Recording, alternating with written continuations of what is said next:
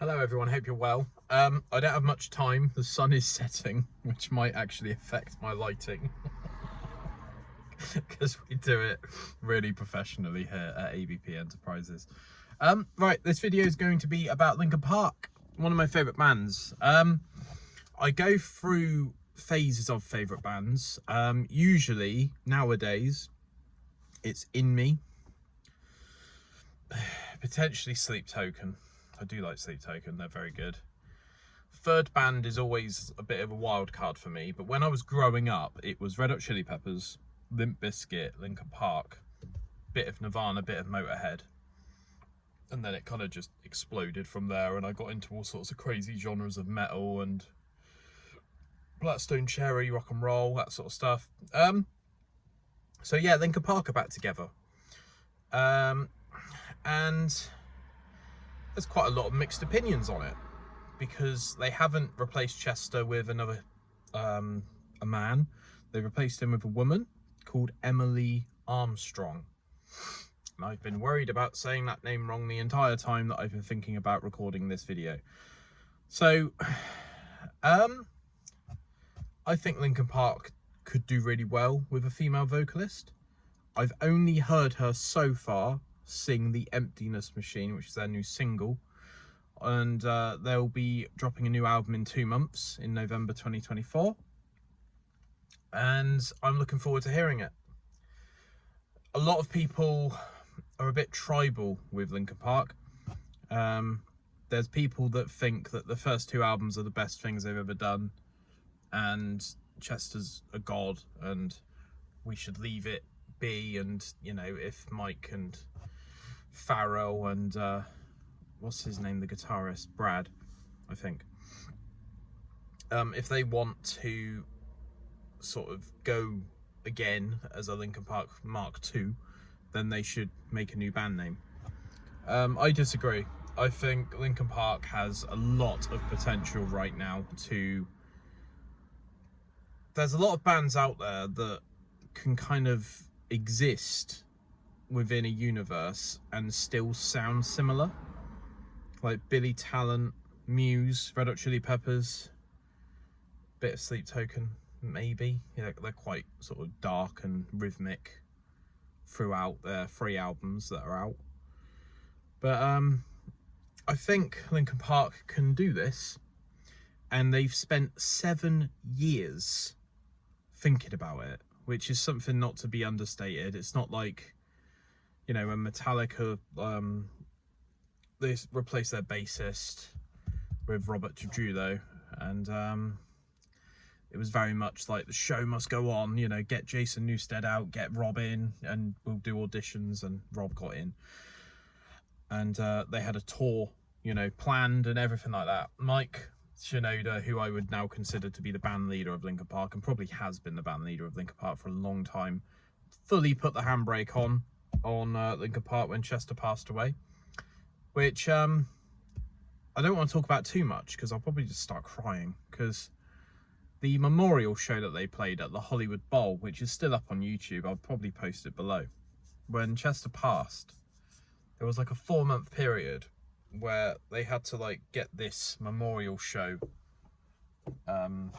you know, together, and it's got lots and lots of vocalists from lots and lots of genres of music, people like Ollie Sykes, Machine Gun Kelly, which is quite interesting, doing Paper Cut, Jeremy from A Day to Remember, Jonathan Davis from Korn, and lots of women. We've got Alanis Morissette, Sydney Sirota, which I think she's in a band called Echo and the Bunnymen, off the top of my head. She did an incredible job of Waiting for the End. And there was a couple of other women that did a song called Heavy. But yeah, it was really, really good. I really enjoyed that memorial show. I've watched it a lot, probably about 60 times, I reckon, in total. So I think I've got a relatively good sense of authority, points of authority, from sort of Linkin Park, and I've followed them for a long time. I still haven't seen them live, and this is potentially something that might actually happen now that Linkin Park have gotten back together, is I might actually get to see them live. And there's kind of been this generational divide where 7 years is, you know, quite a long time. So maybe, you know, people might get back into Linkin Park, even though they are one of the biggest bands in the world. But something that's not to be sort of taken for granted, and something that I keep hearing, like kind of osmosisly now, is hybrid theory acted as such a massive funnel for bands. Most bands that I listen to nowadays got some sense of inspiration from one album. I've got Defense's shirt on right now. I'm sure the vocalists of Defenses at some point were inspired by Linkin Park, and that's just such a weight of like counterculture, where you know, Limp Bizkit did the Chocolate Starfish and Hot Dog Flavored Water, and Linkin Park did Hybrid Theory, and those two albums were in heavy rotation for a lot of my childhood, turning sort of 16, 17 years old. And every time I think of Hybrid Theory, I think of the man with the flag, and I think of the thing in the bottom right, which was like parental advisory explicit lyrics. And it was a real culture moment when that album came out. And I think I'd be interested. I think there is a video of Emily doing the old Linkin Park stuff, which I probably need to check out. I'm sure she's under a lot of pressure. My mate Mark, Van Man Talks, has a second channel called Van Man Talks Metal, and he's just done a video on this exact topic. So yeah, go give him a sub if you fancy it. I'll probably put that in the description of this video as well. But yeah, there's also this weird thing now, which probably wasn't a thing so much 7 years ago, where Emily is now being looked at through a lens of fame.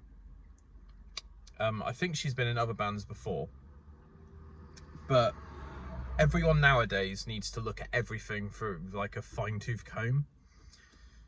And apparently she used to be friends with some Scientologists or something like that. I don't know the exact context behind it all, but I just want to listen to her try and play Linkin Park stuff, and I want her to have an active role in writing the new Linkin Park stuff.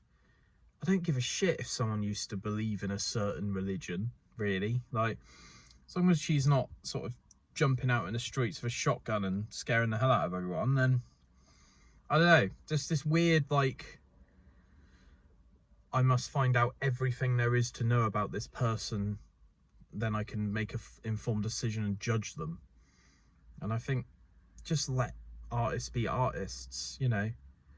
There's exceptions, you know, there's people like R. Kelly, which I don't need to explain, where, you know, they've got a bit of a messed up past and we potentially shouldn't let him go on stage. But yeah, I am genuinely interested and genuinely excited by the future of Linkin Park. They are very, very good at building up hype, and I think as the albums went on, the sort of hype and the excitement for them kind of faded a little bit.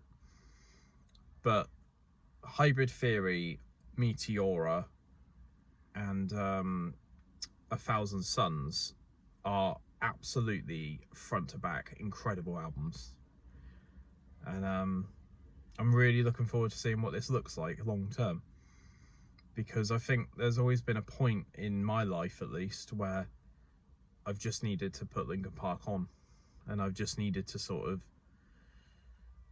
you know, when I started listening to music, I'd always listen to music whilst playing video games, and it would be like my soundtrack in the background, and it would be a physical CD on a 6 CD changer in my bedroom. You know, none of this Spotify stuff.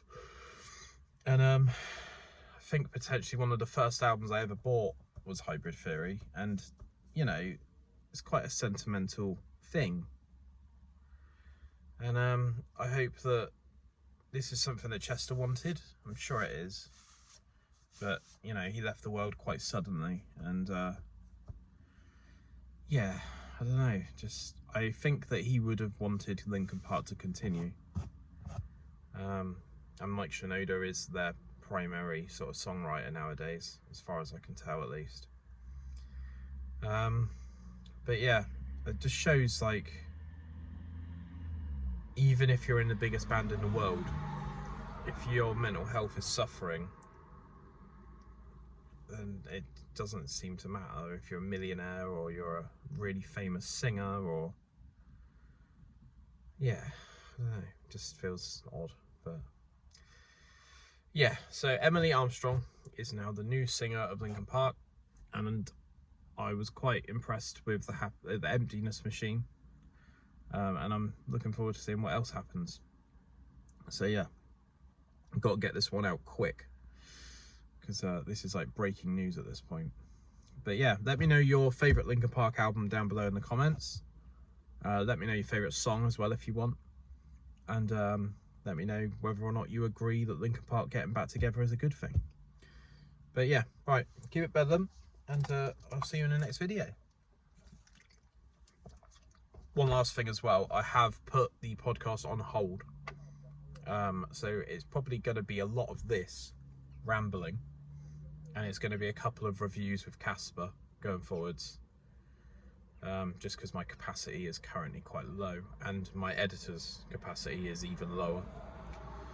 So thanks for sticking with me, and you know, if you want to bow out because you only want to watch the podcast, then I don't really know what to tell you.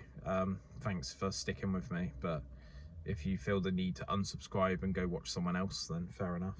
But right, cheers guys, speak to you soon, and keep it bedlam. Bye bye.